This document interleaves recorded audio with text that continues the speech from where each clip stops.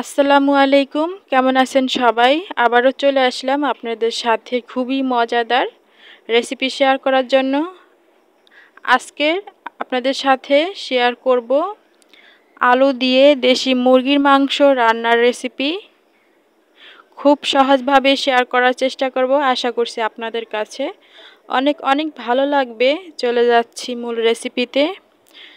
তো এখানে আমি একটা মুরগির মাংস নিয়েছি আর খুব ভালোভাবে কেটে ধুয়ে পরিষ্কার করে সামান্য হলুদ, মরিচ এবং লবণ দিয়ে মাখিয়ে রেখে দিয়েছিলাম কিছুক্ষণ। এখন আমি রান্না শুরু করব। প্রথমে কড়ার মধ্যে তেল গরম করে এর মধ্যে পেঁয়াজ কুচি দিয়ে দিচ্ছি পরিমাণ অনুযায়ী। এখন এই পেঁয়াজগুলো আমি হালকা ব্রাউন কালার করে ভেজে নিব।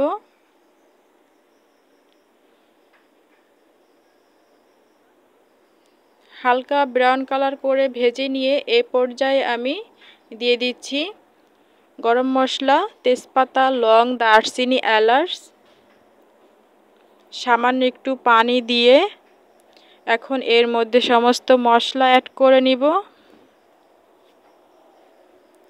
তো এখানে আমি লাল মরিচের গুঁড়ো, হলুদের গুঁড়ো, লবণ, ধনিয়ার গুঁড়ো পরিমাণ অনুযায়ী দিয়ে খুব ভালোভাবে নেড়ে চেড়ে মশলাগুলি কিছুক্ষণ কষিয়ে নিব।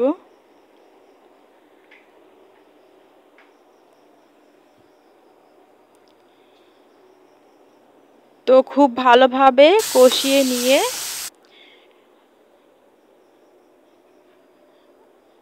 এই পর্যায়ে দিয়ে দিব আগে থেকেই কেটে ধুয়ে রাখা মুরগির মাংস।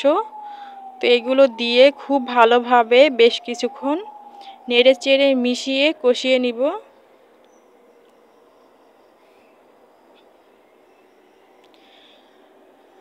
খুব ভালোভাবে কিন্তু এই যে মিশিয়ে নিয়েছি।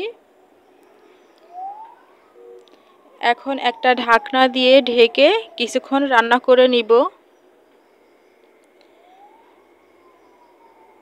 তো বেশ কিছুক্ষণ রান্না করে নেওয়ার পরে এই যে ঢাকনা তুলে দেখাচ্ছি, আর এর মধ্যে কয়েকবার আমি নেড়েচেড়ে দিয়ে দিয়েছিলাম। আর এখন এই যে অনেকটাই কিন্তু কষানো হয়ে গিয়েছে। আর একটু নেড়েচেড়ে দিচ্ছি। আর খেয়াল রাখতে হবে মশলাটা যাতে নিচে না লেগে যায়, তাহলে কিন্তু এর স্বাদটা নষ্ট হয়ে যাবে। তো এই পর্যায়ে যে আলু দিয়ে দিচ্ছি। আর আমি আলু দিয়ে আজকের মুরগির মাংসটা রান্না করব। তো আলু দিয়ে বেশ কিছুক্ষণ নেড়েচেড়ে কষিয়ে নিব।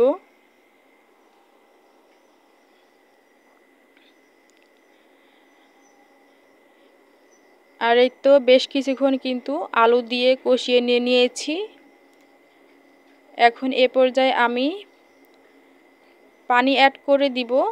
তো এখানে আমি পানিটা দিব পরিমাণ অনুযায়ী। আপনারা যদি ঝোল বেশি রাখতে চান সে পর্যায়ে পানি বেশি দিতে পারেন। তো আমি একটা মাখা মাখা ঝোল রাখবো, সেই অনুযায়ী পানি অ্যাড করে দিয়েছি। তো এখন আমি একটু নেড়েচেড়ে মিশিয়ে দিব।